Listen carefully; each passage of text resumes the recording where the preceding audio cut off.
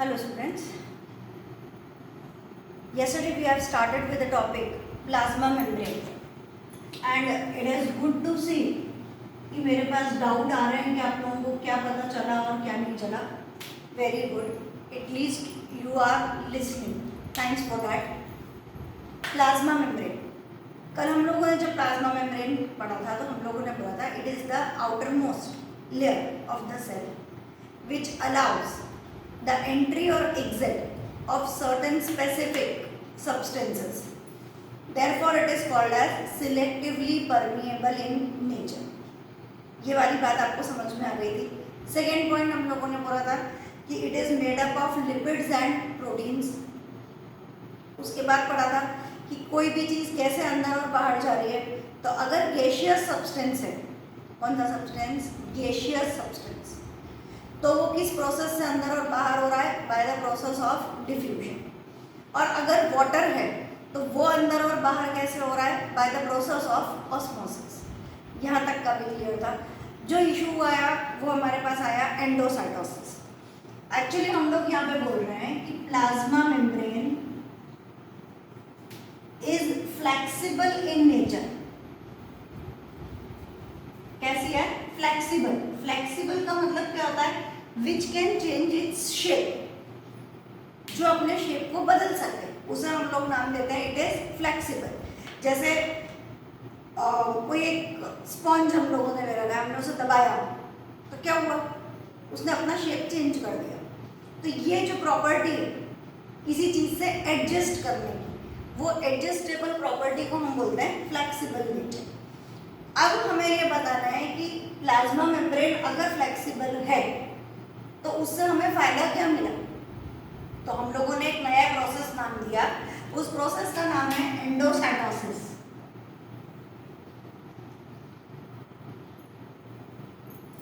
What is endocytosis? It is a process which shows that plasma membrane is flexible in nature. ठीक है, एक process को हम लोगों ने नाम दिया जिससे हमें ये पता चलता है कि प्लाज्मा मेम्ब्रेन जो है वो फ्लेक्सिबल है. अब प्लाज्मा मेम्ब्रेन अगर फ्लेक्सिबल है तो क्या काम कर रहा है? बोले एंडोसाइटोसिस कर रहा है. तो अब एंडोसाइटोसिस क्या है तो एक्सप्लेन तो करना पड़ेगा ना. ऐसा थोड़ी कि इसका आंसर ये और इसका आंसर ये. हमें एंडोसाइटोसिस की पर्टिकुलर एक डेफिनेशन देनी है.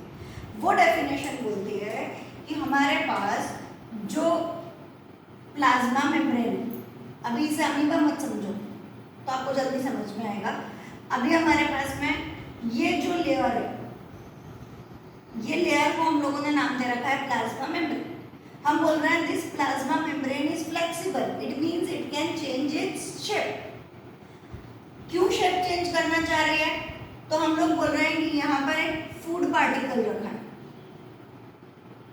इस फूड पार्टिकल को ये प्लाज्मा मेम्ब्रेन के अंदर भेजना है, यानी सेल के अंदर भेजना है.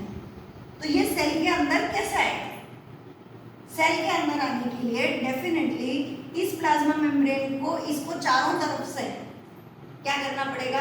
अपने अंदर लेना पड़ेगा. एक बात समझिए कि मेरे पास हाथ है तो हम कोई चीज़ पकड़ लेते हैं, मुंह है तो उसके अंदर हम खा लेते हैं. अब आपके पास ना हाथ है, ना मुंह है, ना पैर है, कुछ नहीं, खाली क्या है? बोले स्किन है. स्किन भी नहीं है, खाली एक आउटर लाइन है जो लिपिड्स और प्रोटीन्स की बनी है. और अब आपको खाना खाना है, कैसे कोई खाएगा? तो डेफिनेटली यही एक लेयर है जो अंदर ले लेगी. अब अंदर कैसे लेगी? तो अंदर लेने के लिए अभी इमेजिन, क्योंकि मैं आपको ये ड्रॉ करके कल समझा चुकी हूँ, आपको नहीं पता चल रहा, तो ये समझिए कि ये हमारे पास में ये वाला जो मेरा बाहर का पार्ट है ये प्लाज्मा मेम्ब्रेन है. अब ये प्लाज्मा मेम्ब्रेन चली चली चली, अब चलने में इसका जो शेप हो गया, अभी ऐसा ले गया, पहले ऐसा था, अब चलते चलते चलते चलते इसका शेप ऐसा हो गया. अब इसको पता चल रहा है कि अरे वाह ये खाना है, खाना है, पर खाएगा कैसे? हाथ तो है नहीं कि चल अंदर आ जा. तो क्या करना पड़ेगा? इसको, इस खाने को चारों तरफ से अपने अंदर लेना है.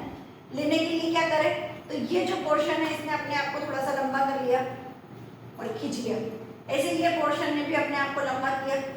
पीछे का शेप डेफिनेटली चेंज होता जा रहा है. ये अब अंदर आए अंदर आए अंदर आए और ये वाला पूरा का पूरा ऐसा. अब ये जो खाना था कहाँ गया? इस इसके अंदर। यही चीज़ आप लोगों को कल एक्सप्लेन करने की कोशिश करी थी कि ये हमारे पास प्लाज्मा मेम्ब्रेन है। इसका एग्जाम्पल हम लोगों ने लिया था अमीबा, कि इस अमीबा को ये फूड पार्टिकल अपने अंदर लेना है। तो यहाँ पर अमीबा के पास एक वैक्यूल है, खाली जगह है, उस खाली जगह के अंदर ये फूड जाने वाला है। अब ये इधर से आगे बढ़ा, तो इधर से आगे बढ़ा तो शेप ऐसा हो गया, पीछे से छोटा कर दो, फ्लेक्सिबल है, कुछ भी शेप हो सकता है। यहाँ से गया, यहाँ से छोटा कर दो, ऐसे। ये इस चीज को फ्लेक्सिबिलिटी वर्ड हम लोग दे रहे हैं कि ये जो प्लाज्मा मेम्ब्रेन है it is flexible in nature. इस फ्लेक्सिबिलिटी को प्रूव करने के लिए हमने एक प्रोसेस पढ़ा, उस प्रोसेस का नाम है एंडोसाइटोसिस। और एंडोसाइटोसिस की डेफिनेशन हम लोगों ने बोली थी कि the flexibility of cell membrane to engulf the food particle and other material is from its external environment is called as endocytosis. It is the process. कौन सी प्रोसेस है? तो एक फ्लेक्सिबिलिटी शो कर रही है। किसकी फ्लेक्सिबिलिटी शो कर रही है? सेल मेम्ब्रेन या प्लाज्मा मेम्ब्रेन की। क्यों शो कर रही है? To engulf the food particle और अदर मटेरियल। एंगल्फ हम ये नहीं बोल सकते कि it is eating. Eat word हम अपने आप के लिए देते हैं क्योंकि हम खाना खाते हैं। ये खाना खाता नहीं है, ये खाने को एकदम से जाके कैप्चर कर लेता। अब क्या इसने हंटिंग करी, तो हंट करने के लिए भी आपको जाके ऐसे पकड़ना पड़ेगा और फिर खाना पड़ेगा। तो आप ये भी नहीं लिख सकते कि इट कैचेस द प्रे।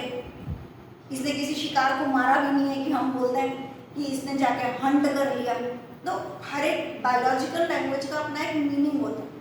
अगर आप ईट बोल रहे हो तो मतलब आप खा रहे हो, ये खा भी नहीं रहा, ये हंट भी नहीं कर रहा, ये कैच भी नहीं कर रहा, तो ये क्या कर रहा है? It engulfs the food particle. एक चीज को घेरा बना लेना और अपने अंदर ले लेना, उसे हम लोग नाम देते हैं एंगल्फ। होपफुली आपको समझ में आएगा कि एंडोसाइटोसिस, और उसकी डेफिनेशन के लिए हमें चाहिए the flexibility of cell membrane का के लिए enables it to engulf the food और other particles from its external environment. This process is called as endocytosis.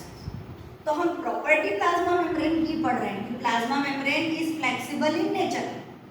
This flexibility can be proved by the process of endocytosis.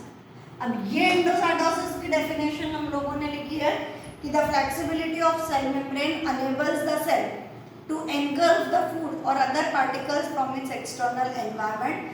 This process of engulfing is called as endocytosis. ठीक है, चलिए। Plasma membrane अभी खत्म नहीं हुआ, plasma membrane वाले part को ही आगे बढ़ाते हैं। होपफुली आज समझ में आएगा कि एंडोसाइटोसिस क्या है। डेफिनेशन वाइज वही 3 लाइन लिखनी है, बाकी आपका सब कुछ समझने का है। आपको बार बार बोल रही हूँ कि जो भी मैं एक्स्ट्रा बोल रही हूँ या बता रही हूँ वो सिर्फ आपके दिमाग तक पहुँचाने के लिए है। डेफिनेशन जो टेक्स्ट बुक में है या नॉर्मली मैं बोर्ड पर लिख कर दे रही हूँ, वही डेफिनेशंस आप लोग प्रॉपर वे में लिखें। ठीक, चलिए। अब कल हम लोगों ने पढ़ा था कि प्लाज्मा मेम्ब्रेन जो है वो वाटर का इनटेक या बाहर निकालना, outtake, it is done by process of osmosis. कल लैंग्वेज में बताई कि what is osmosis? The movement of water particles from the region of higher concentration to the region of lower concentration is called as osmosis. यहाँ तक का part आपका कल complete हुआ था। अब इस ऑस्मोसिस की जब हम लोग बात करते हैं तो ऑस्मोसिस के लिए हम लोगों के पास 3 नई लैंग्वेज आती है। ऑस्मोसिस की डेफिनेशन खत्म हो गई है, उससे आपका कोई लेना देना नहीं है, वो पार्ट आपका कंप्लीट है। उसी से मिलता जुलता part, we have 3 different types of solution: hypotonic solution, isotonic solution and hypertonic solution.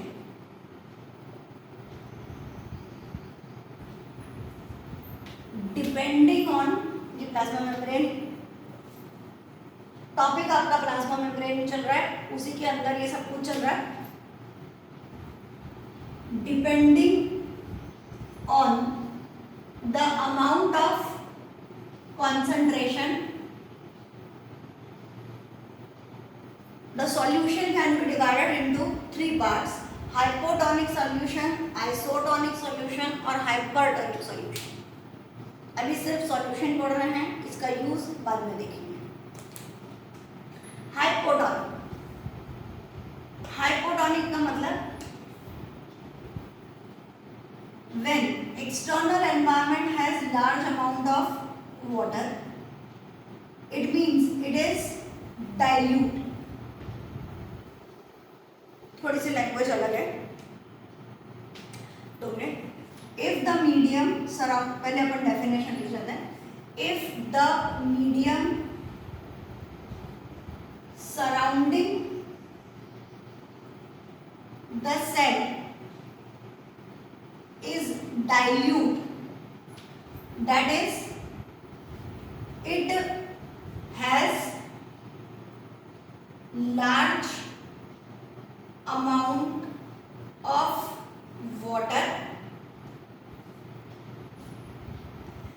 it has large amount of water, then the cell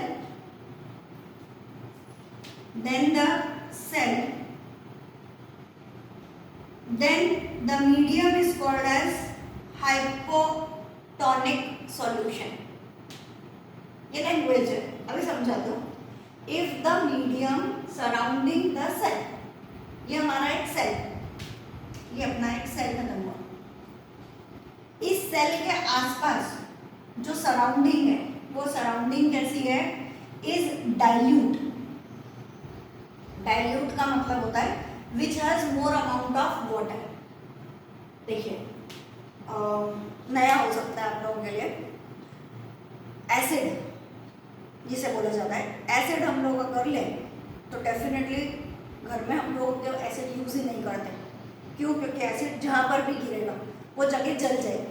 अगर टाइल्स पे गिरा तो अलग से निशान हो जाएगा, अगर हमारे हाथ पे गिरा तो स्किन जल जाएगी. कौन सा एसिड? Concentrated acid. और अगर उसी एसिड में हमने इतना सा एसिड लिया और इतना सारा पानी मिला दिया, तो अब ये पूरा जो सॉल्यूशन बना, ये सॉल्यूशन क्या कहलाता है? Dilute solution. तो हमारे पास जो एसिड होता है उसके लिए हम दो वर्ड यूज़ करते हैं. एक होता है डाइल्यूट, एक होता है कॉन्सेंट्रेटेड. डाइल्यूट मतलब जिसके अंदर पानी का अमाउंट ज़्यादा है. कॉन्सेंट्रेटेड जिसके अंदर पानी का अमाउंट कम है, एसिड का अमाउंट ज़्यादा. यानी जो आपके पास मेन चीज़ है, अगर उसका अमाउंट ज़्यादा है तो कॉन्सेंट्रेटेड, पानी का अमाउंट ज़्यादा है तो हम बोलेंगे डाइल्यूट.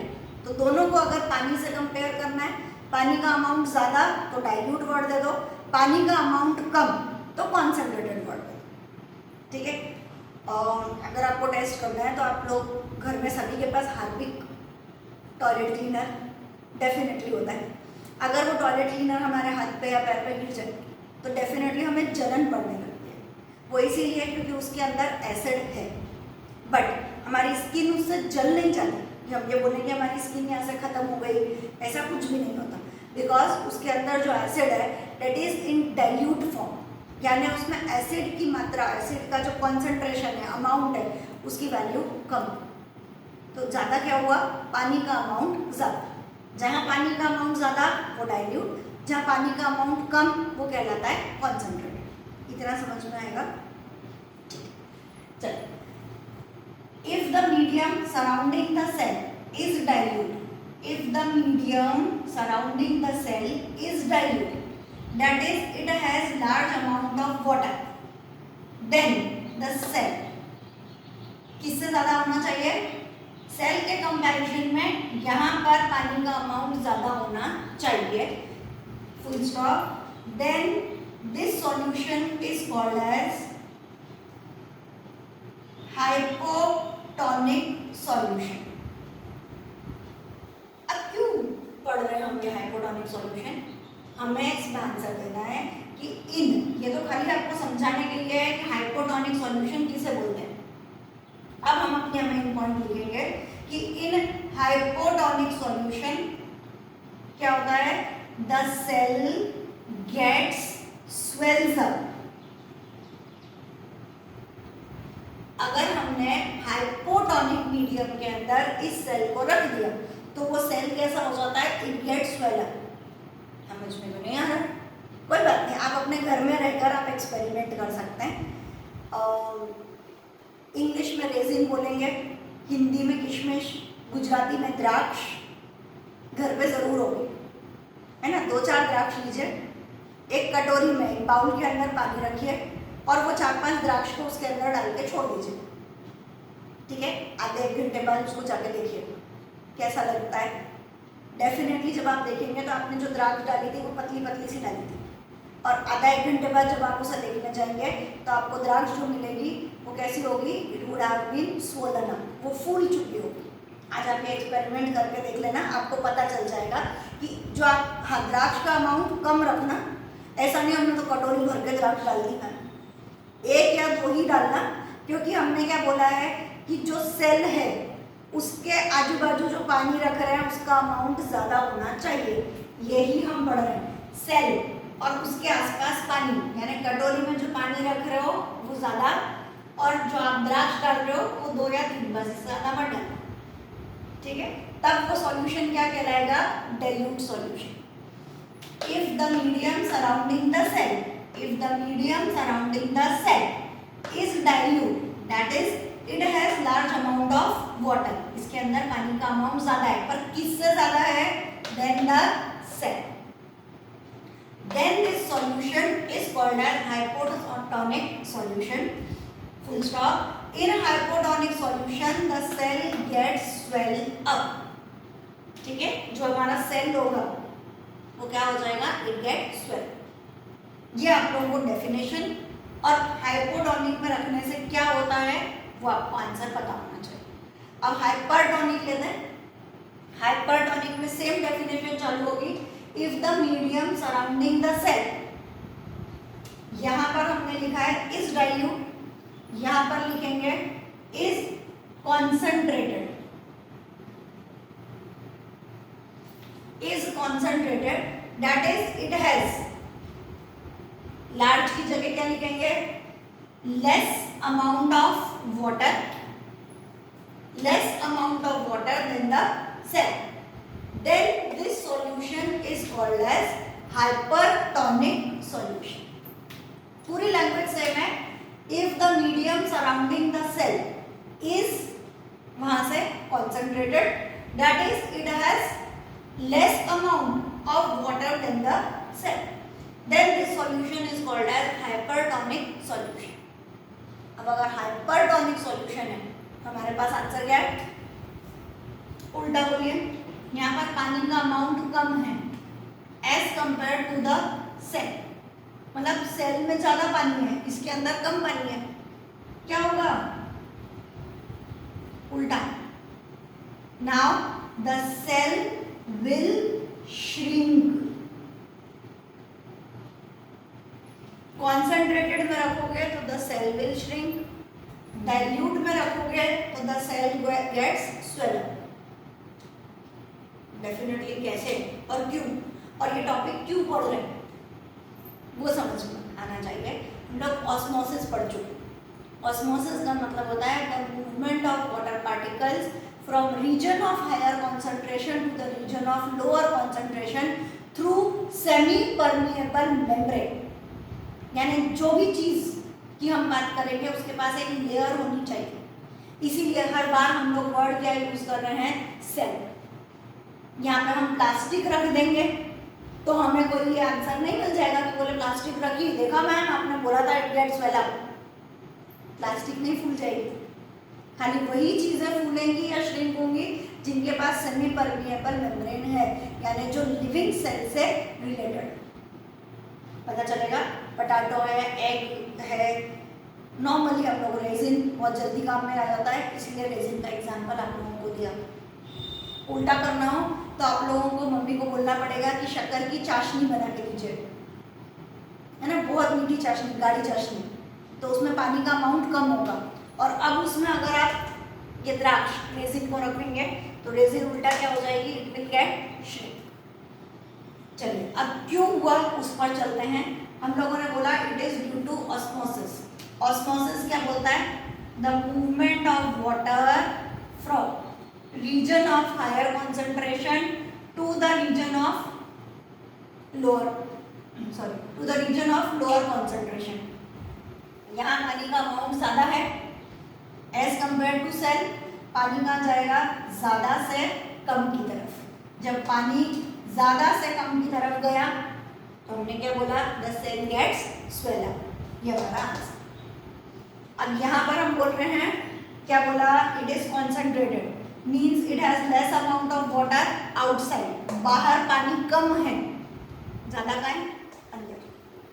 तो जहाँ ज़्यादा है वहाँ से कम की तरफ पानी मूव करेगा, वाटर निकल के बाहर आ गया, जब पानी बाहर आ रहा है तो सेल विल श्रिंक।